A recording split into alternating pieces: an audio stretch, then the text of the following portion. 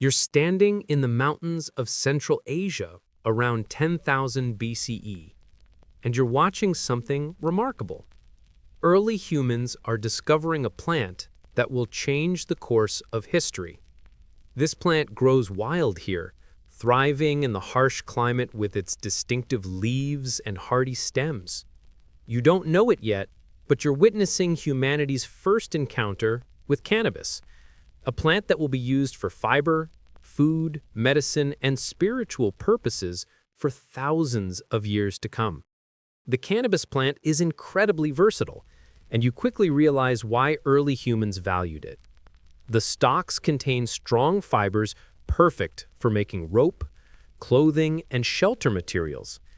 The seeds are nutritious and can be pressed for oil.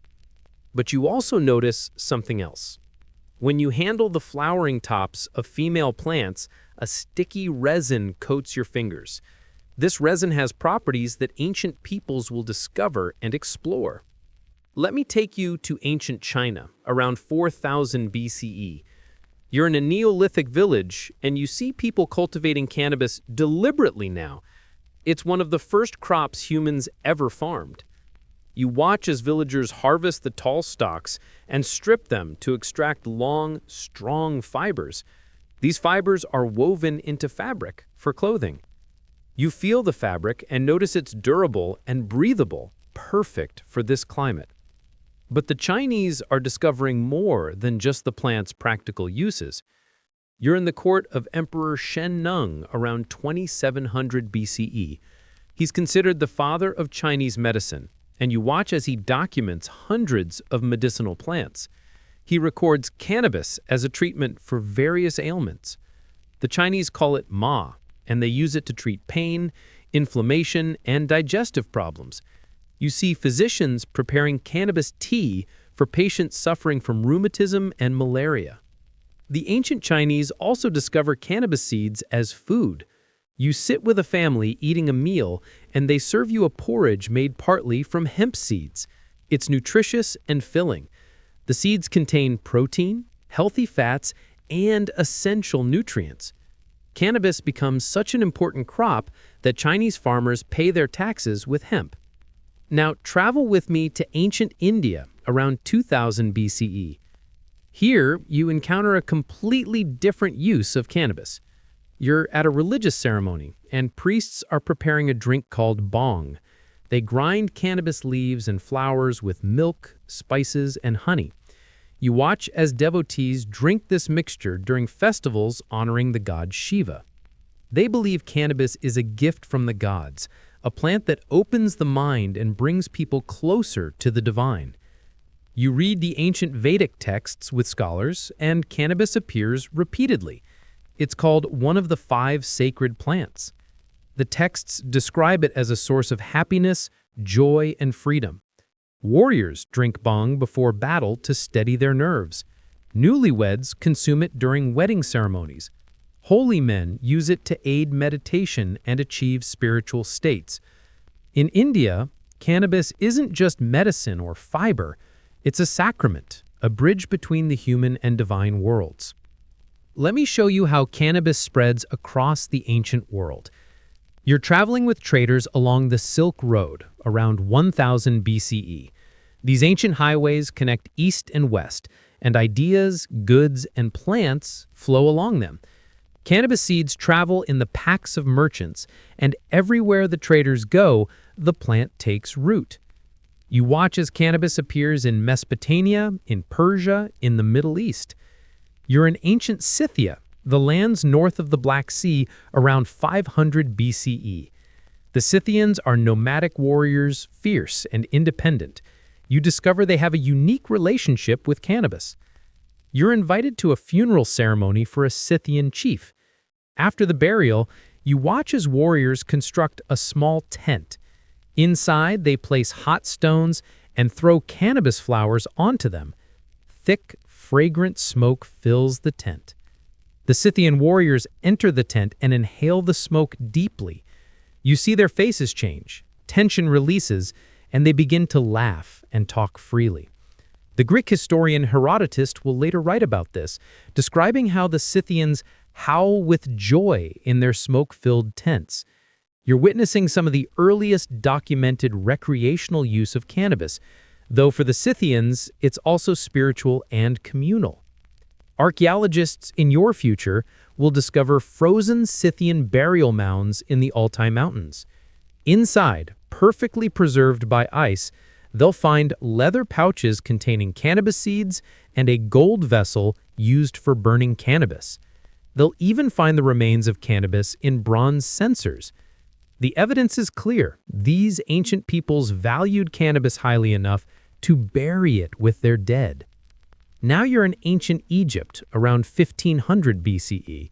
You examine the Ebers Papyrus, one of the oldest medical texts in existence. Cannabis appears here too, recommended for inflammation and glaucoma. Egyptian doctors prescribe it for various conditions. You see them preparing cannabis remedies for women in childbirth to ease pain. The Egyptians call it shemshemet, and it's part of their extensive pharmacopoeia. You even find traces of cannabis in unexpected places.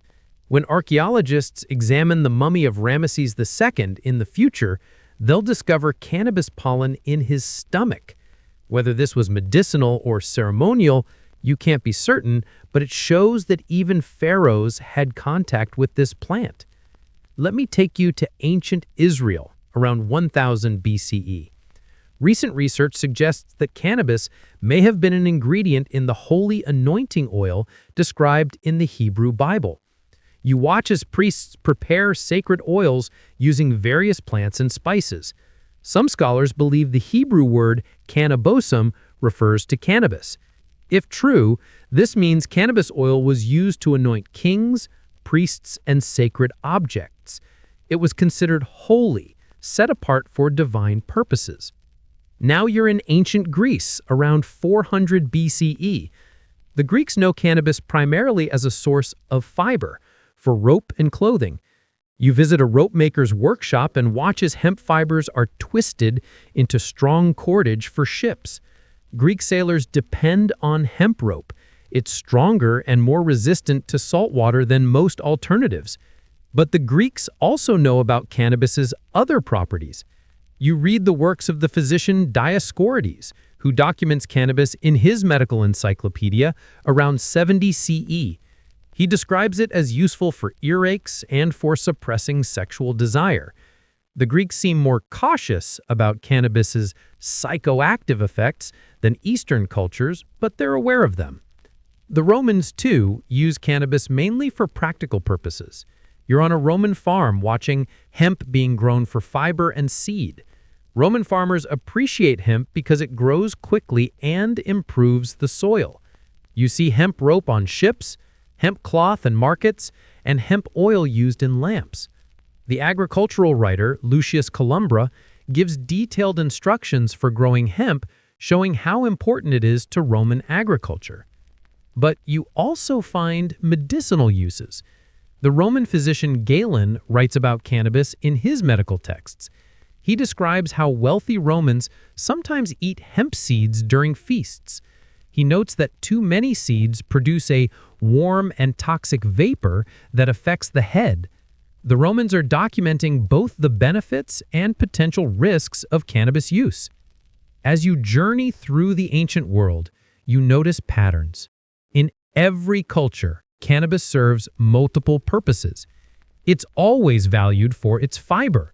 No other plant produces such strong and durable material so easily. The seeds are consistently used as food, but the plant's effects on the human mind and body are understood differently in different places. In Asia, these effects are often celebrated and explored. In the Middle East, they're part of spiritual practice.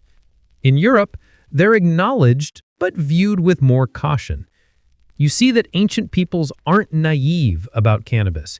They understand it has powerful effects. They develop rules and traditions around its use.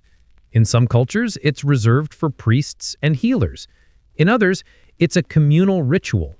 Nowhere is it used carelessly or without cultural context. As you finish your tour of the ancient world, you realize that cannabis has been with humanity for our entire agricultural history. It's one of the oldest cultivated plants, spread across continents, woven into the fabric of countless cultures. The story of cannabis is inseparable from the story of human civilization itself.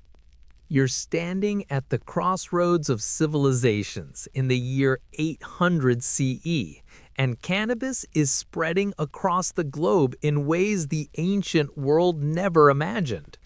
Trade routes are expanding, empires are rising and falling, and this versatile plant is moving with merchants, warriors, and missionaries. You're about to witness how cannabis becomes woven into the fabric of medieval societies, from the Middle East to Europe, from Africa to Asia. Let me take you first to the Islamic Golden Age. You're in Baghdad around 900 CE, one of the most advanced cities in the world. The House of Wisdom stands before you, filled with scholars translating and preserving ancient knowledge. Islamic physicians are building on Greek, Roman, and Persian medical texts, and cannabis appears frequently in their pharmacopoeias. You meet the great physician Ibn Sina, known in the West as Avicenna. You watch as he works on his monumental Canon of Medicine, which will become the standard medical textbook for centuries. He documents cannabis extensively, describing its uses for headaches, pain relief, and various ailments. You notice he's careful to record both benefits and warnings. He notes that excessive use can dry out the brain, and that the seeds can cause headaches if consumed in large quantities. But in the Islamic world, you discover a tension that doesn't exist in ancient India or China. The Quran forbids intoxication, and Islamic scholars debate whether cannabis falls under this prohibition. You sit in on discussions where religious authorities argue different positions. Some say cannabis is clearly forbidden as an intoxicant. Others argue it's different from alcohol and can be used medicinally or in moderation. There's no universal agreement, and you see that different regions and time periods take different approaches. You're in a hashish den in Cairo around 1100 CE. The Fatimid Caliphate controls Egypt, and despite religious debates, hashish use has become popular among certain groups. You see people from various social classes gathering to consume concentrated cannabis resin. Some are Sufi mystics, using it as part of their spiritual practice, seeking mystical experiences and closeness to God. Others are artists and poets who claim it enhances creativity. Still others are simply ordinary people seeking relaxation and pleasure. The word assassin has an interesting origin you discover here. You hear stories about a mysterious group called the Nizari Ismailis, led by a figure Europeans will call the Old Man of the Mountain. Legend says he gives his followers hashish before sending them on dangerous missions, and they become known as hashishin, users of hashish. This is where the word assassin comes from. However, you learn that this story is probably exaggerated propaganda spread by their enemies. The connection between the Nizari Ismailis and hashish is likely a myth, but the legend will persist for centuries. Now, travel with me to medieval Europe. You arrive in the year 1000 CE, and you notice immediately that Europeans have a very different relationship with cannabis than Eastern cultures. You're in a farming village in England, and you see hemp growing in fields. But Europeans call it hemp, not cannabis, and they're focused almost entirely on the fiber. You watch English farmers harvesting hemp stalks.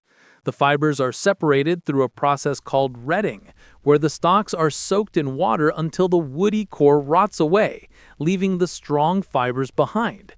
You smell the unpleasant odor of this process, but you see the value of the end product. These fibers are spun into thread and woven into coarse cloth. Hemp fabric is cheaper than linen or wool, and poor people wear it commonly. But the most important use you discover is for rope and ship rigging. You're in a port town watching ships being outfitted. Every rope, every sail on these vessels contains hemp. Without hemp, European maritime expansion would be impossible. The ropes must be strong enough to handle massive sails and storms, resistant to salt water, and durable enough to last for years. Hemp provides all of this better than any alternative. You notice something interesting. Medieval Europeans seem almost entirely unaware of cannabis's psychoactive properties. The plants they grow for fiber are low in the compounds that produce intoxication. They're cultivating varieties selected over generations for long, strong fibers, not for resin production, and their processing methods, writing, drying, and spinning, don't preserve any intoxicating compounds. When Europeans use hemp, they get durable fabric and strong rope, nothing more. Let me show you how important hemp becomes to European powers. You're in England in 1535 when King Henry VIII passes a law requiring farmers to grow hemp. The Royal Navy needs enormous quantities of hemp rope and canvas for its ships. You watch as the law is enforced.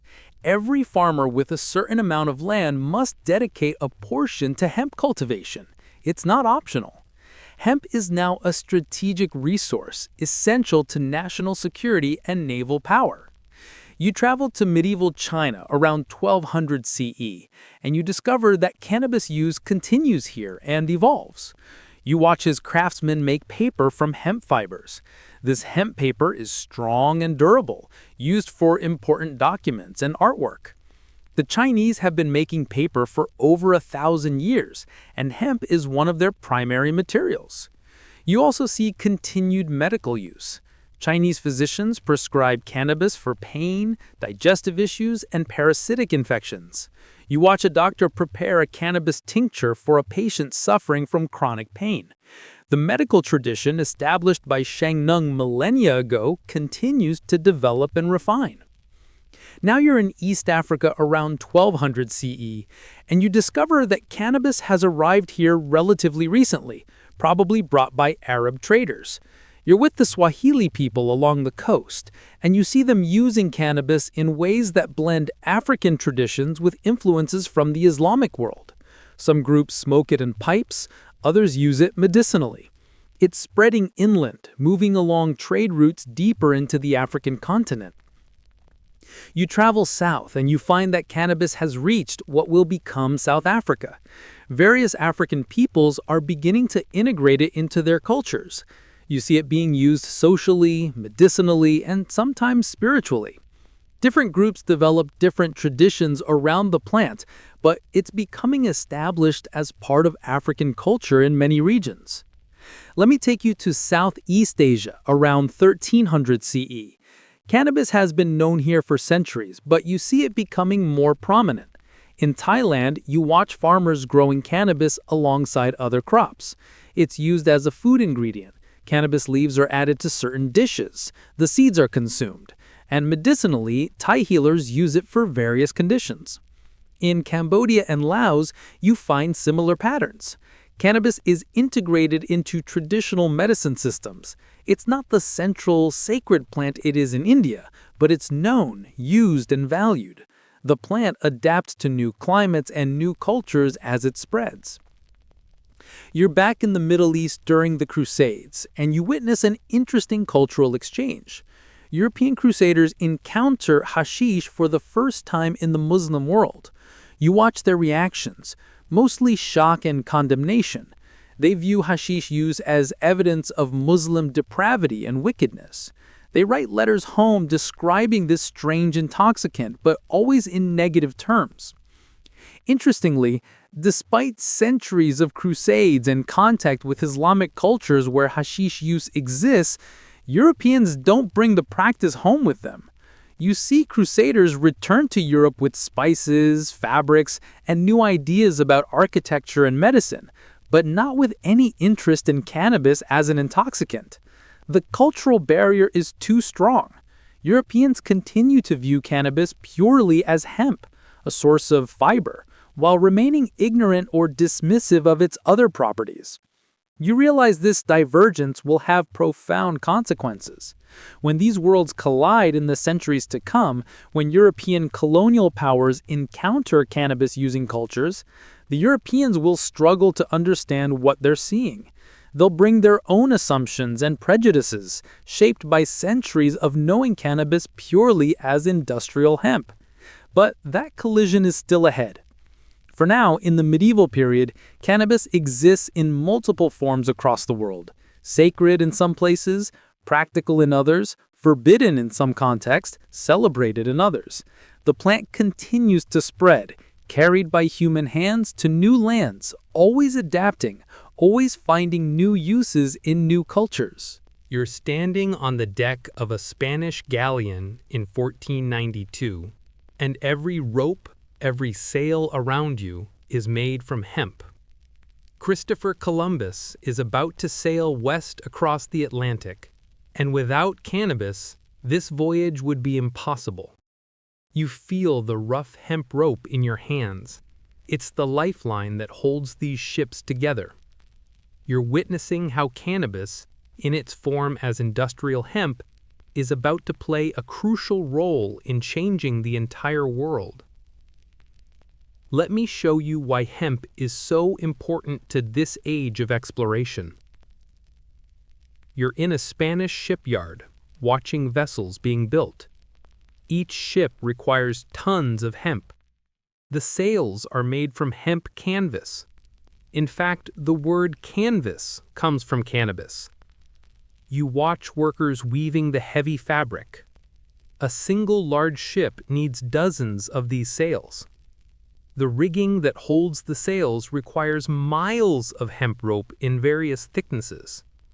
Even the oakum used to seal gaps between planks contains hemp fibers mixed with tar. You do the mathematics with the shipbuilders. A typical ship of this era needs about 60 tons of hemp for its rigging and sails. This hemp must be replaced regularly as it wears out from sun, salt, and strain. Without a constant supply of hemp, the age of exploration simply couldn't happen. European powers are utterly dependent on this plant for their naval supremacy and their ability to cross oceans. Now you sail with Columbus to the Americas. When you arrive in the Caribbean, you're witnessing one of history's most significant moments, the Columbian Exchange, where plants, animals, and diseases flow between the Old World and the New. You watch as Europeans bring hemp seeds with them. They need to grow hemp in the colonies because shipping it across the Atlantic is expensive and impractical. You're in Jamestown, Virginia in 1611. This is the first permanent English settlement in North America, and you see colonists planting hemp. It's not optional. The Virginia Company, which sponsors the colony, orders colonists to grow hemp. You watch as laws are passed requiring every farmer to grow a certain amount. By 1619, you see even harsher laws. Colonists who refuse to grow hemp can be punished. But here's something fascinating you discover. These early American colonists aren't interested in cannabis as an intoxicant any more than their European ancestors were. They're growing low-potency industrial hemp for fiber. You talk to farmers who complain about having to grow it. Hemp is labor-intensive, and the process of retting the stalks is unpleasant. But it's necessary for the colony's survival. They need rope, fabric, and paper. You travel through the American colonies over the next century, and hemp is everywhere. In Kentucky, you see vast fields of it. In New England, you watch it being processed. Hemp becomes so important that you can pay your taxes with it in some colonies. It's legal currency, just as it was in ancient China. When you handle colonial-era paper, including early drafts of important documents, you're often touching hemp paper. Let me take you to India in the 1600s. The British East India Company is expanding its presence here, and British colonizers are encountering cannabis in forms they've never seen before. You watch British merchants and officials react with confusion and often disgust as they observe Indians using cannabis. They see sadhus, holy men, smoking it. They see bhang being prepared for festivals. They see cannabis being used medicinally in ways that aren't part of European medical tradition. The British start documenting what they observe. You read reports sent back to London describing these strange customs. Some British writers are intrigued, others are condemning. You see the beginnings of what will become a major cultural clash, Europeans encountering non-European cannabis traditions and struggling to understand them through their own cultural lens. You're with French physician Jacques-Joseph Moreau in the 1840s. He studied the use of hashish in North Africa and the Middle East, and he's bringing samples back to Paris. You watch him introduce hashish to French intellectuals and artists. This is a pivotal moment.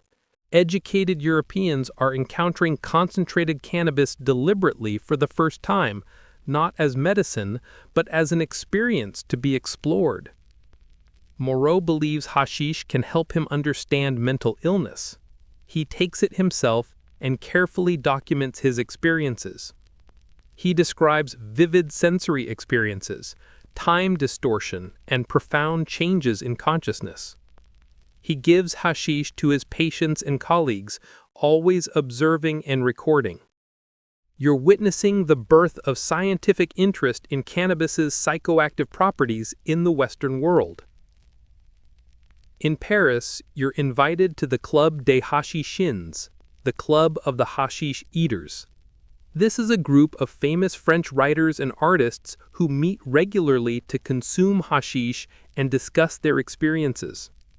You recognize some of them: Victor Hugo, Alexandre Dumas, Charles Baudelaire, Honoré Baumier. They meet in a hotel on the Ile Saint-Louis, and you attend one of their gatherings.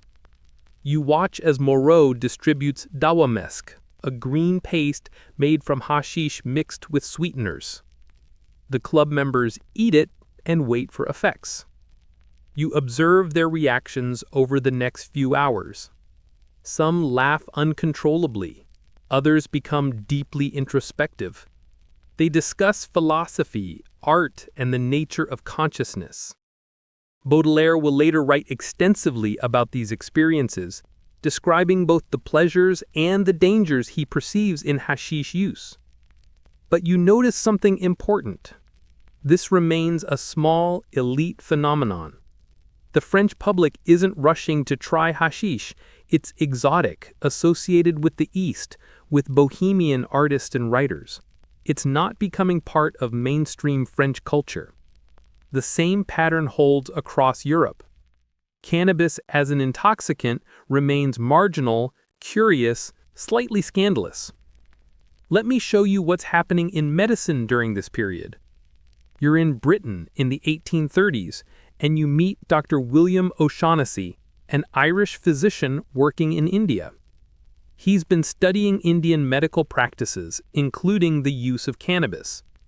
Unlike many of his British colleagues who dismiss Indian medicine as primitive, O'Shaughnessy approaches it scientifically. He conducts careful experiments. He tests cannabis on animals first, then on patients, documenting doses and effects. He finds cannabis effective for treating muscle spasms, rheumatism, and convulsions. In 1839, he publishes his findings, and you see the impact. Cannabis begins to appear in Western pharmacopoeias as a legitimate medicine. By the 1840s, you can walk into pharmacies in Britain and America and purchase cannabis tinctures. You watch pharmacists preparing these medicines, extracting cannabinoids in alcohol. The bottles are labeled with precise dosing instructions. Doctors prescribe cannabis for various conditions: pain, insomnia, anxiety, menstrual cramps, migraines. Queen Victoria's personal physician will famously prescribe cannabis for her menstrual discomfort. This medical cannabis is carefully standardized and controlled. You're not in a hashish den or at an artist's gathering. You're in respectable pharmacies and doctors' offices. Cannabis is being domesticated by Western medicine, stripped of its exotic associations, made into a proper pharmaceutical. But you notice the medical establishment is cautious. They emphasize that this is medicine, not recreation. There's constant anxiety about the difference between therapeutic use and abuse. You travel to Mexico in the 1800s and discover another important development. Mexican workers and soldiers are smoking cannabis. They call it marijuana or marijuana. This term is specifically Mexican, different from the word cannabis, used in medicine, and hemp, used for fiber. You see that cannabis smoking has become part of Mexican folk culture, particularly among the working class. The practice comes from various sources. Some trace it to Mexican indigenous traditions, others point to Spanish influence from Europe.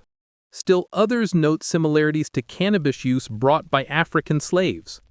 Regardless of origin, by the late 1800s, smoking marijuana is established in Mexican culture. You watch people rolling it into cigarettes and smoking it for relaxation after work. This is significant because marijuana smoking will eventually cross the border into the United States, bringing with it all the cultural associations it has in Mexico. But that's still in the future.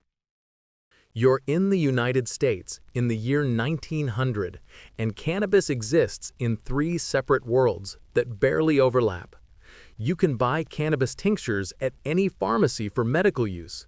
Farmers in Kentucky grow acres of hemp for rope and fabric, and in border towns and port cities, some people smoke marijuana, though most Americans have never heard of this practice. Within just 40 years, all of this will change. You're about to witness how a plant used for thousands of years becomes illegal across much of the world. Let me show you the forces gathering. You're at a pharmacy in 1906 when the Pure Food and Drug Act passes.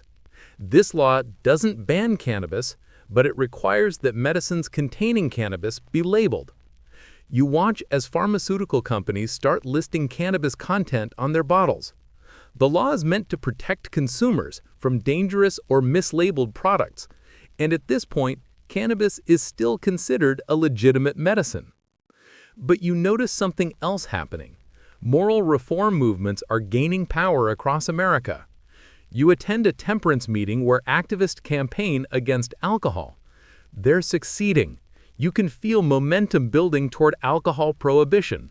These reformers view intoxication of any kind as sinful and socially destructive.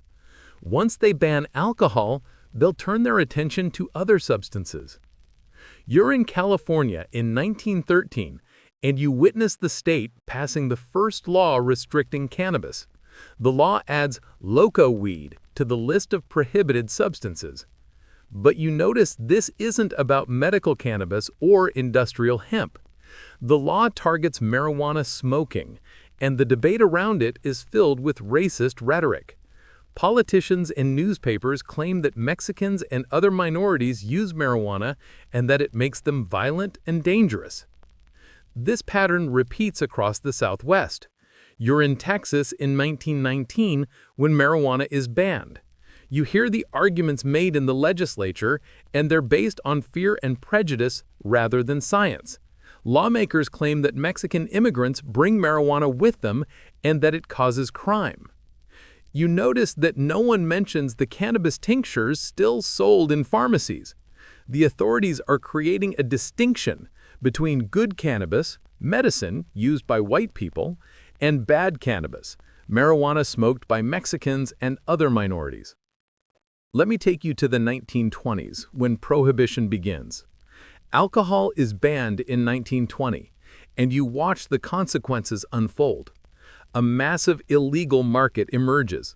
Organized crime flourishes. People still drink, but now they do it in secret speakeasies. You realize that banning a widely used substance doesn't eliminate it, it just pushes it underground and creates new problems. During Prohibition, you notice more people experimenting with marijuana as an alternative to alcohol. If you can't drink legally, why not try something else? In New York City, you discover tea pads, apartments where people gather to smoke marijuana. These aren't dangerous criminal enterprises. You visit one and find it's peaceful, with people listening to jazz music, talking and laughing. The proprietor serves food and drinks, but the main attraction is marijuana. You count the tea pads in New York City. By the mid-1930s, there are an estimated 500 of them, mostly in Harlem and other black neighborhoods. The police largely ignore them because the customers aren't rowdy or violent. There's no fighting, no vandalism, none of the problems associated with illegal alcohol speakeasies.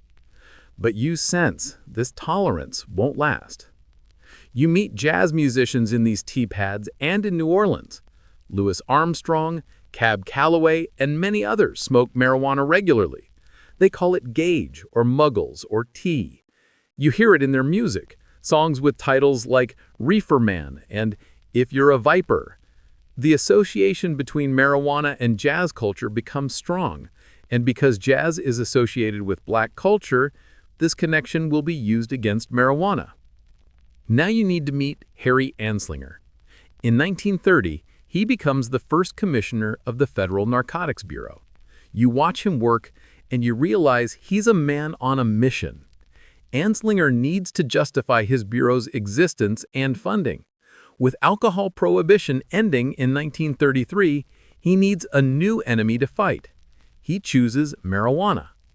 You read Anslinger's public statements, and they're shockingly racist and unscientific. He claims that marijuana makes black men forget their place in society and makes them think they're as good as white men. He says it causes white women to seek relationships with black men. He collects stories of crimes allegedly caused by marijuana, though many are exaggerated or fabricated.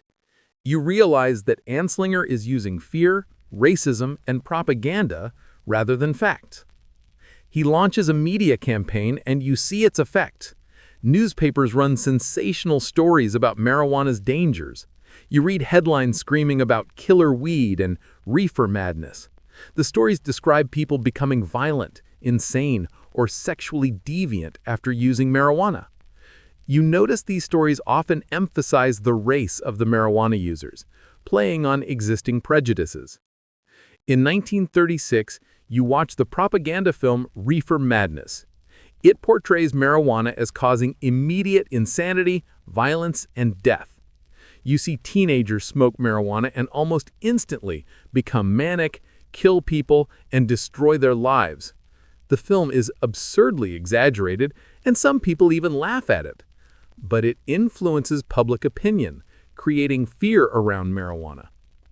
You're at congressional hearings in 1937 when the Marijuana Tax Act is debated.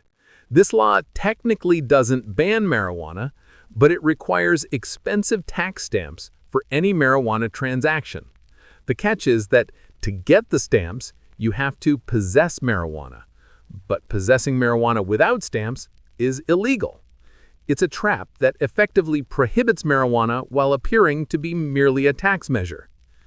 You watch as various groups testify. The American Medical Association opposes the act, pointing out that cannabis has legitimate medical uses. Representatives from the paint and textile industries worry about losing access to hemp, but Anslinger and his allies dominate the proceedings with their fear-mongering testimony. The act passes with little real debate. Most congressmen don't even fully understand what they're voting on. Many don't even realize that marijuana and hemp are the same plant. Let me show you the global impact. You're at the League of Nations in the 1920s and 1930s. International drug control treaties are being negotiated, and the United States pushes hard to include cannabis. You watch American representatives argue that cannabis is dangerous and should be controlled worldwide. Not all countries agree. Indian delegates point out that cannabis has been used safely in their country for millennia. Egyptian delegates have their own concerns, but different perspectives. Despite resistance, cannabis gets added to international control treaties. You see how American pressure influences global policy. Countries that never had issues with cannabis start considering restrictions because of international agreements largely shaped by American drug warriors like Anslinger. You're in Mexico in the 1920s observing their approach to marijuana. Mexico actually banned marijuana before the United States did in 1920. But you notice the Mexican ban is also connected to social control and prejudice. The Mexican Revolution has just ended, and authorities want to control the rural and working-class populations who use marijuana. It's about maintaining social order as much as about drugs. Back in the United States after 1937, you watch enforcement of the new marijuana laws. Who gets arrested? Primarily Black Americans, Mexican Americans, and other minorities. You rarely see wealthy white people prosecuted, even though some of them use marijuana. The law is enforced selectively, reinforcing existing patterns of discrimination. You visit prisons in the 1940s and 1950s, and you meet people serving long sentences for marijuana possession. Their lives are destroyed for using a substance that was legal medicine just decades earlier. You compare their sentences to those given for violent crimes and realize that marijuana offenses are often punished more harshly than assault or theft. Meanwhile, medical cannabis disappears from pharmacies. The tax and regulations make it too difficult for pharmaceutical companies to work with cannabis. By the 1940s, cannabis has been removed from the U.S. pharmacopoeia. A medicine used for centuries is now unavailable to doctors and patients. You hear from physicians who are frustrated that they can't prescribe something they found useful. During World War II, you witness a brief reversal. You're in Kentucky in 1942 when the U.S. government launches the Hemp for Victory campaign. The war has cut off supplies of fiber from Asia, and suddenly, America needs hemp again for rope, uniforms, and parachutes. The government encourages farmers to grow hemp and even produces a film promoting it. You watch farmers who were told marijuana was evil now being asked to grow hemp for the war effort. The government issues special licenses and subsidies. Hundreds of thousands of acres of hemp are planted. The crop that was being You're in America in the 1950s, and on the surface, everything looks perfect. Families live in suburban houses with white picket fences. Men wear suits to work. Women stay home with children. Everyone follows the rules. But you notice cracks forming beneath this polished surface. A new generation is growing up, and they're starting to question everything their parents believe. Cannabis is about to become a symbol of that rebellion. Let me take you to the Beat generation first. You're in San Francisco in the mid-1950s, in a smoky coffee shop where poets and writers gather. You meet Allen Ginsberg, Jack Kerouac, and William S. Burroughs. These men reject mainstream American values. They experiment with drugs, explore Eastern spirituality, and write about experiences that shock conventional society. You watch Ginsberg smoke marijuana and then write poetry that captures the experience. In 1956, you're in the audience when Ginsberg first reads Howl, his revolutionary poem. You hear lines about drugs, sexuality, and madness.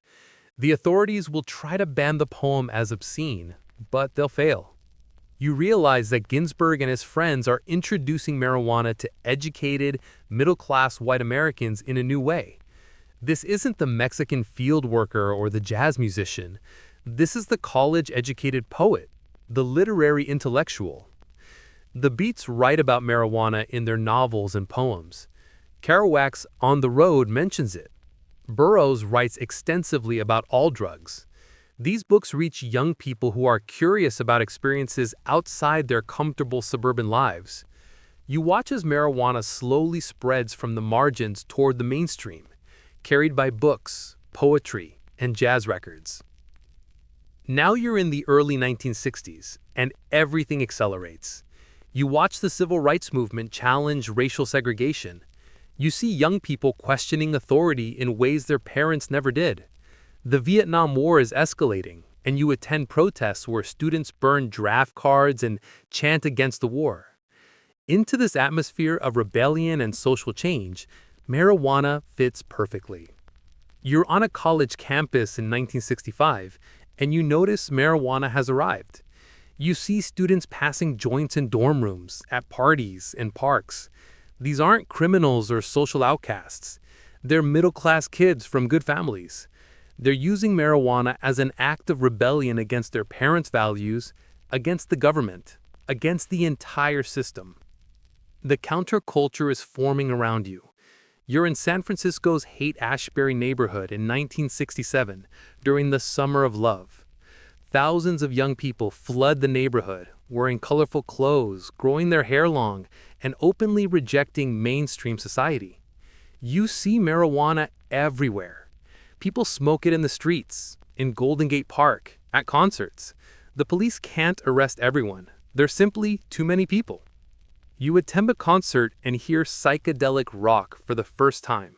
Bands like the Grateful Dead, Jefferson Airplane, and Jimi Hendrix play music that sounds like it was made for the marijuana experience. The music is slower, more exploratory, with extended instrumental sections. You notice how the audience sways and dances differently than at earlier rock concerts. The music and marijuana culture are intertwined. Let me show you the hippie movement's philosophy. You sit in a commune and talk with young people who've dropped out of conventional society. They tell you that marijuana opens their minds, helps them see through the lies of the establishment, connects them to nature and each other. They're not just getting high for fun. They believe marijuana has spiritual and political significance. They see it as a sacrament, a tool for consciousness expansion, a rejection of their parents' alcohol culture. You notice something important.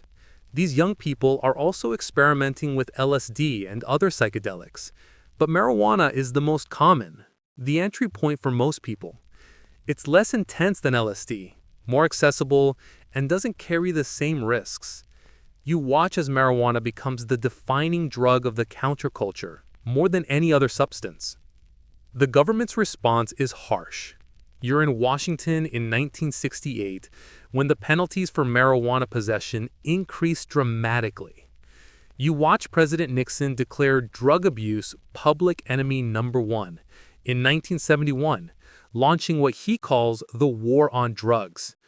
You later learn from his own advisors that this war is partly designed to target his political enemies, anti-war activists and black people. One of Nixon's aides will later admit they couldn't make it illegal to be against the war or to be black, but they could criminalize marijuana and then arrest people for possession. You follow police raids on college campuses. You see young people with promising futures arrested and expelled from school for possessing small amounts of marijuana. You watch as arrest rates skyrocket. By the early 1970s, hundreds of thousands of people are being arrested every year in the United States alone. The prisons fill with people whose only crime was smoking a plant. But you also notice that marijuana keeps spreading.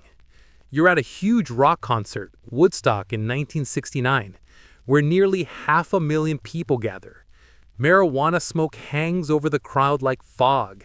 The authorities are overwhelmed and essentially give up on enforcement at the festival. For 3 days, you witness a society where marijuana is openly accepted, and the sky doesn't fall. Let me take you to other parts of the world. You're in Amsterdam in the early 1970s, and the Netherlands is taking a different approach. Dutch authorities decide to focus on hard drugs and tolerate marijuana use. You watch as the first coffee shops open, where adults can buy and consume marijuana legally in small amounts. The Dutch create a model that separates marijuana from harder drugs. And you notice that this doesn't lead to social collapse. In fact, Dutch marijuana use rates remain similar to other European countries. You're in Jamaica in the 1970s, and you discover the Rastafarian movement. For Rastafarians, marijuana, they call it ganja, is a sacred herb mentioned in the Bible. You attend a reasoning session where Rastafarians smoke marijuana and discuss spiritual matters.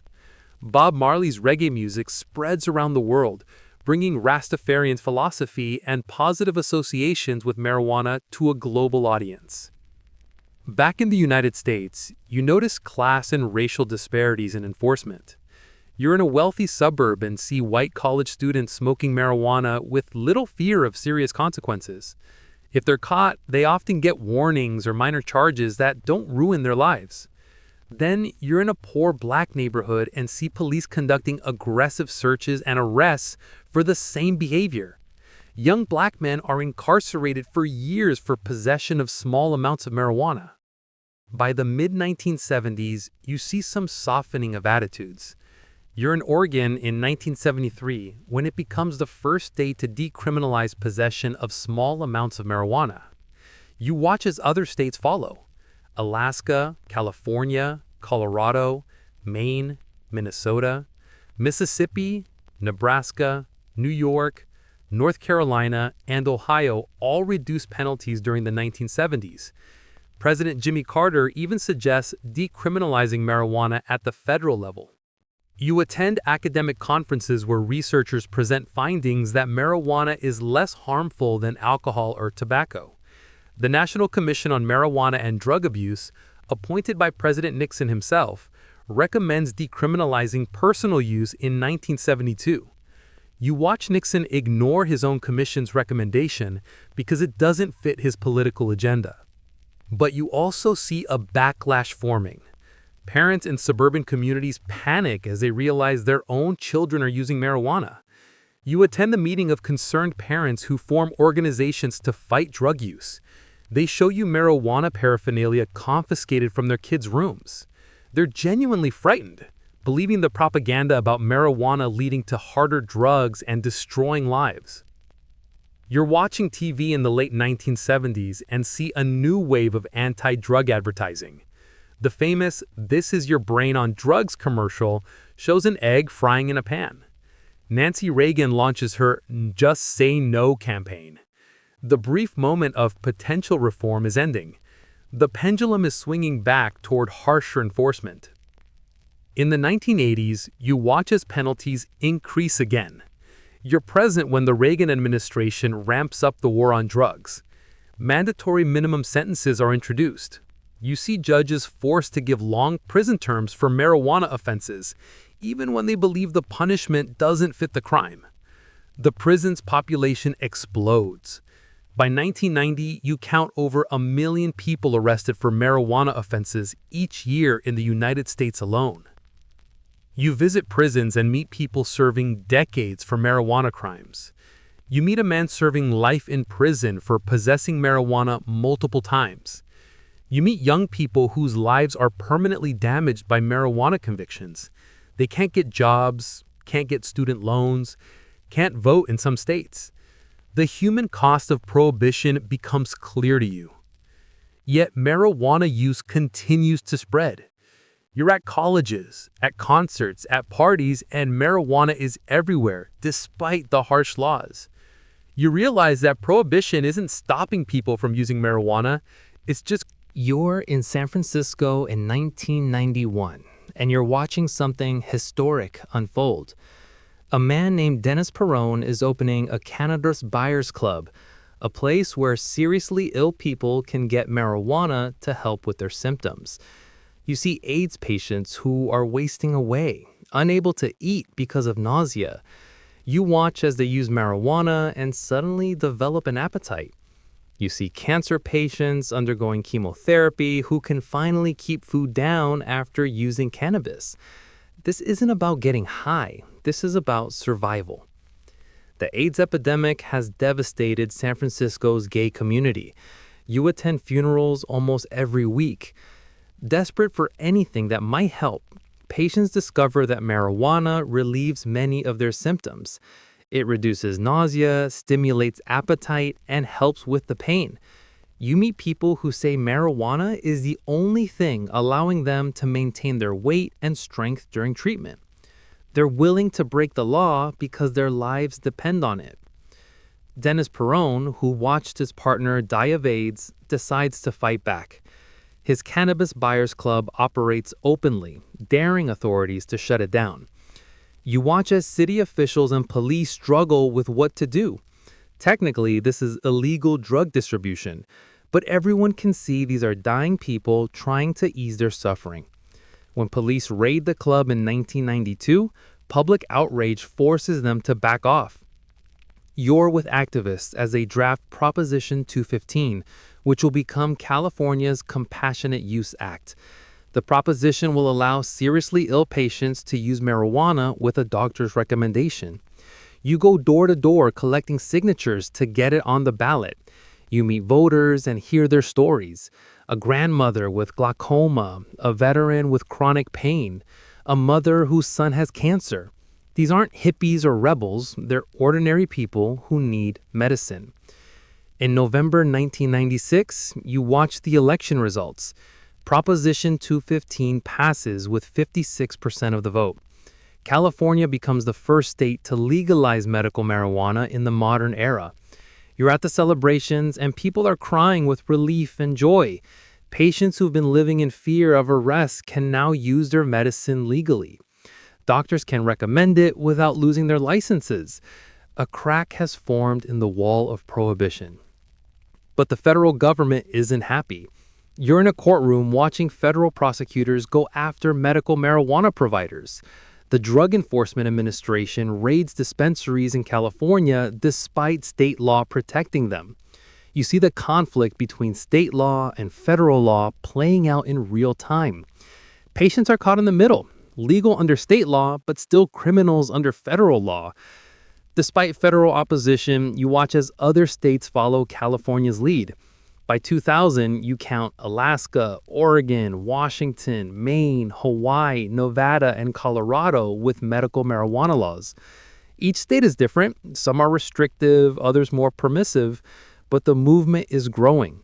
You realize that once people see seriously ill patients benefiting from marijuana, it becomes much harder to maintain that marijuana has no medical value.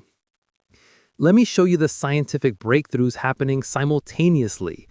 You're in research laboratories where scientists are finally able to study cannabis properly.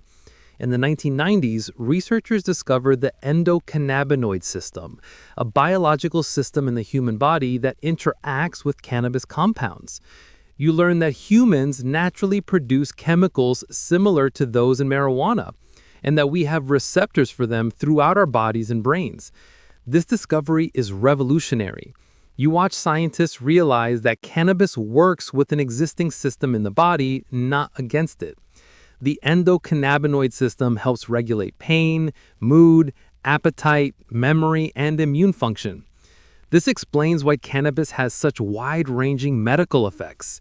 You're witnessing marijuana transform from drugs are bad propaganda into legitimate science. You attend medical conferences where doctors present research on cannabis treating epilepsy, multiple sclerosis, PTSD, Crohn's disease, and chronic pain. You meet a mother whose child has severe epilepsy, hundreds of seizures per week. Traditional medications don't work and have terrible side effects. Then she tries CBD oil, a non-intoxicating compound from cannabis. The seizures drop to just a few per month. Her daughter can finally live a relatively normal life. Stories like this spread across the media. You watch as CNN runs a documentary called Weed in 2013, featuring children with epilepsy whose lives are transformed by cannabis medicine. The host is Dr. Sanjay Gupta, a respected neurosurgeon who publicly apologizes for previously dismissing medical marijuana. When a mainstream doctor on CNN says he was wrong about cannabis, millions of Americans reconsider their views. Now let me take you to Colorado in 2012. You're watching voters consider Amendment 64, which will legalize marijuana not just for medical use, but for all adults. This is unprecedented in modern times, a state voting to completely legalize a federally prohibited drug. You attend debates where supporters argue that prohibition has failed, that marijuana is safer than alcohol, and that legalization will reduce crime and bring in tax revenue. On election night in November 2012, you watch the results come in. Amendment 64 passes with 55% support. At the same time, Washington State passes a similar measure. You're at celebrations in Denver where people light up legally at the stroke of midnight on January 1st, 2014. Something that would have gotten you arrested yesterday is now legal today. The prohibition that has lasted since 1937 is crumbling. You watch as Colorado sets up a regulated marijuana market. Stores are licensed and inspected, products are tested for safety and labeled with potency. There are strict rules about who can buy, where people can use it, and how it can be advertised. You visit a legal marijuana store and you see the difference from the illegal market. No criminals, no violence, just adults making purchases in a well-lit retail environment. The critics predicted disaster. You were told Colorado would see massive increases in crime, car accidents, and teenage use. Instead, you observe the data as it comes in. Crime rates don't spike, the sky doesn't fall, tax revenue pours in, millions of dollars that go to schools and drug treatment programs. You watch other states take notice. By 2016, you're watching more states vote for legalization. California, Massachusetts, Nevada, and Maine all legalize adult use. Then more states follow: Michigan, Illinois, New Jersey, New York, Virginia. Each time you see the same pattern: careful regulation, tax revenue for public purposes, dramatic reductions in arrests, and no social catastrophe. You visit different legal markets and see various approaches. Some states allow home growing, others don't. Some permit public lounges, others restrict use to private property. Some tax heavily, others more moderately. It's an experiment happening in real time, with each state learning from the others. Let me show you the social justice aspect. You're at rallies where activists demand that legalization include repairing past harms. You hear people point out that Black and white Americans use marijuana at similar rates, but Black Americans are nearly 4 times more likely to be arrested for it. You meet people who spent years in prison for marijuana offenses that are now legal. You watch as some states include expungement provisions in their legalization laws, automatically clearing old marijuana convictions.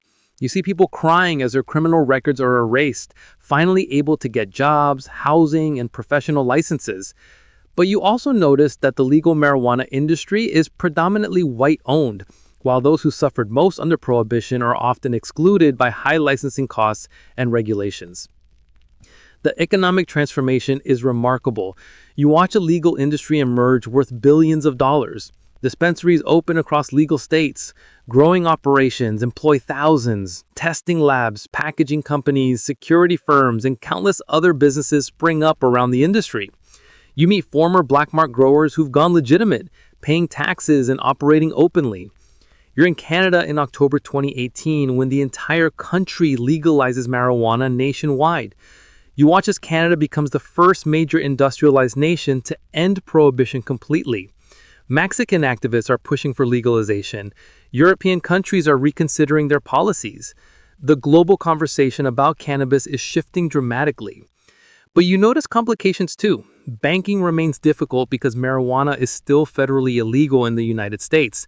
Dispensaries often operate cash only. Interstate commerce is prohibited, leading to market inefficiencies. Employers can still fire workers for off-duty marijuana use. Federal prohibition creates ongoing legal uncertainty. You meet farmers who want to grow hemp for industrial purposes. After decades of prohibition, the 2018 Farm Bill finally re-legalized hemp in the United States. You watch as hemp farming returns to American agriculture. CBD products flood the market. Oils, creams, edibles containing the non-intoxicating compound from cannabis. Some are legitimate medicine, others are probably snake oil, and regulation struggles to keep up. By 2020, you look at the map of marijuana laws in America and you see a patchwork. Some states have full legalization. Others have medical programs. Some have decriminalized possession. And some states still treat marijuana possession as a serious crime. You can legally buy marijuana in Massachusetts, but face arrest for the same thing a few hours south in many other states. You're standing in the present day, and cannabis exists in more forms than at any point in human history. You can walk into a dispensary in legal states and choose from hundreds of products.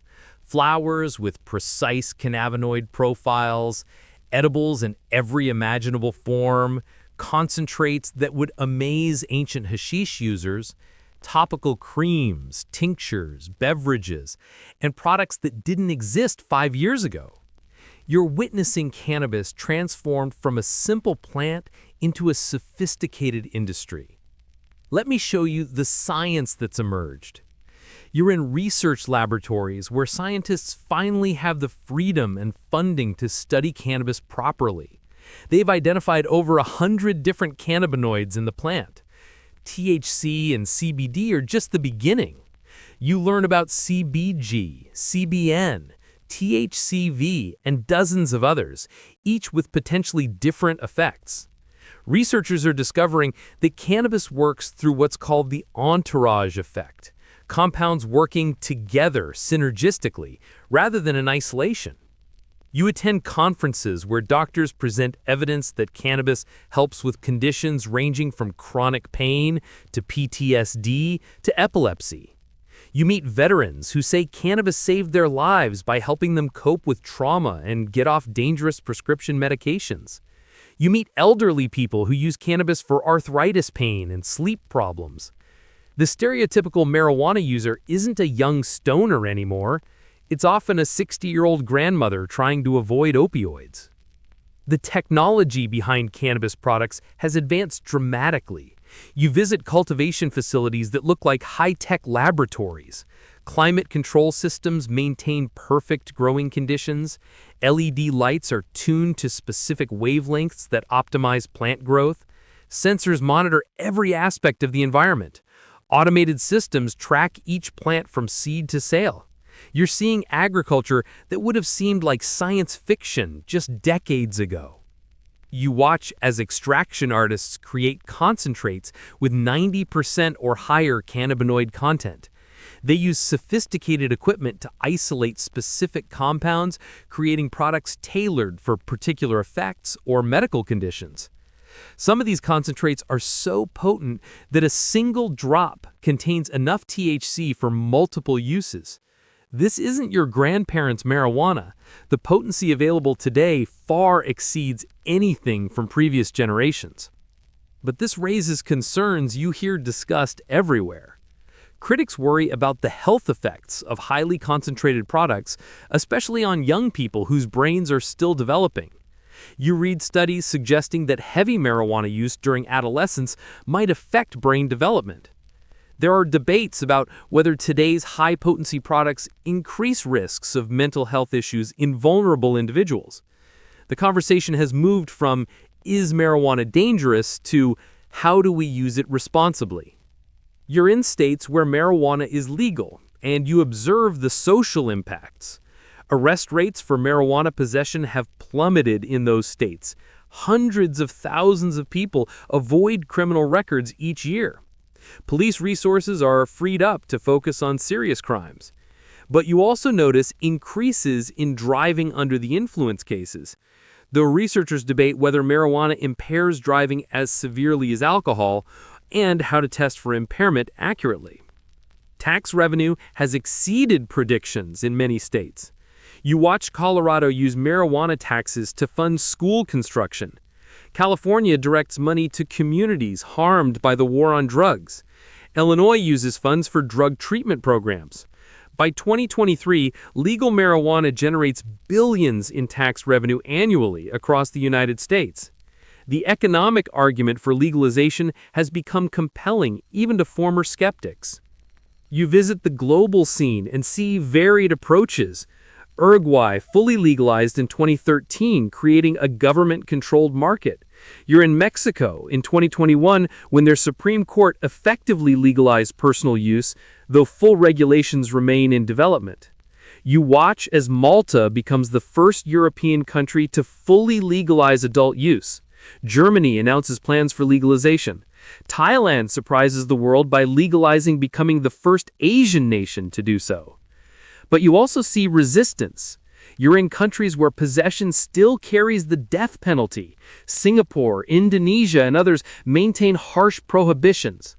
You notice that global legalization isn't inevitable or uniform. Cultural values, political systems, and international treaties create different trajectories in different places. Let me show you the ongoing social justice challenges. You meet people who spent decades in prison for marijuana offenses, while others now make millions selling the same product legally. The injustice is stark. You attend rallies where activists demand not just legalization, but reparations for communities devastated by the war on drugs. Some cities have created programs to help people with marijuana convictions get licenses in the legal industry, but progress is slow and often inadequate. You notice that the legal marijuana industry is overwhelmingly white and male, despite Black and Latino communities bearing the brunt of prohibition. High startup costs, complex regulations, and difficulty accessing capital keep many people out. You hear debates about how to make the industry more equitable. Some states reserve licenses for social equity applicants. Others provide grants or technical assistance. But systemic barriers remain substantial. The medical marijuana landscape continues evolving. You're in hospitals where doctors prescribe cannabis-based medications approved by the FDA. Epidiolex, a CBD-based drug for epilepsy, has gone through rigorous testing and approval processes. You watch as pharmaceutical companies develop synthetic cannabinoids and cannabis-derived medications. The line between marijuana and medicine is blurring in interesting ways. You meet researchers studying cannabis for everything from Alzheimer's disease to cancer. Early results are promising for some conditions, inconclusive for others. You realize that despite thousands of years of human use, scientific understanding of cannabis is still in its infancy. Decades of prohibition prevented research, and now scientists are racing to catch up. At the federal level in the United States, you watch the slow march toward reform. President Biden pardons thousands of people with federal marijuana convictions in 2022, though this affects fewer people than many hoped. Congressional bills proposing federal legalization are introduced regularly, but haven't passed. You see the conflict between federal prohibition and state legalization creating absurd situations. Legal businesses that can't use banks, medical patients who can't cross state lines with their medicine, researchers who struggle to study an illegal substance that's legal in most states. You attend town halls where communities debate whether to allow marijuana businesses. You hear concerns about children, about impaired driving, about property values. You also hear from business owners who want the opportunity to participate in a legal market, from patients who need reliable access to medicine, from activists pointing to the failures of prohibition. These are complex, nuanced conversations, very different from the reefer madness propaganda of the past. The hemp industry has exploded since federal legalization in 2018. You visit farms growing hemp for CBD extraction, for fiber, for building materials. Hempcrete, a concrete alternative made from hemp, is being used in construction. Hemp plastics are being developed as biodegradable alternatives to petroleum-based plastics. Hemp fabrics are appearing in clothing lines. The industrial applications that made hemp valuable for millennia are being rediscovered with modern technology. You notice cannabis entering mainstream culture in ways that would have been unimaginable during Prohibition. Major publications write about cannabis without stigma. Celebrities openly discuss their use. Cannabis brands sponsor events and advertise in legal markets. Martha Stewart has a line of CBD products. There are cannabis cooking shows, cannabis magazines, cannabis influencers on social media. What was hidden and shameful has become commercialized and ordinary in many circles. But you also hear critiques of this commercialization. Some worry that corporate cannabis is erasing the legacy of activists who fought for legalization while they face persecution. You hear concerns about big tobacco and alcohol companies entering the market. There are debates about advertising, about marketing cannabis to different demographics, about whether cannabis should be treated like alcohol or more like coffee. The international drug policy landscape is shifting. You're at United Nations meetings where countries debate reforming drug treaties written in the Prohibition era. Some nations push for maintaining strict control. Others advocate for recognizing national sovereignty to set their own policies. The global consensus that held prohibition in place for decades is fracturing. You look at the future and see several possible paths. One path leads to full federal legalization in the United States and continued global reform, with cannabis becoming a normal, regulated commodity like alcohol. Another path sees continued patchwork legalization with ongoing conflicts between different jurisdictions. You can even imagine scenarios where backlash leads to recriminalization in some places, though this seems unlikely given public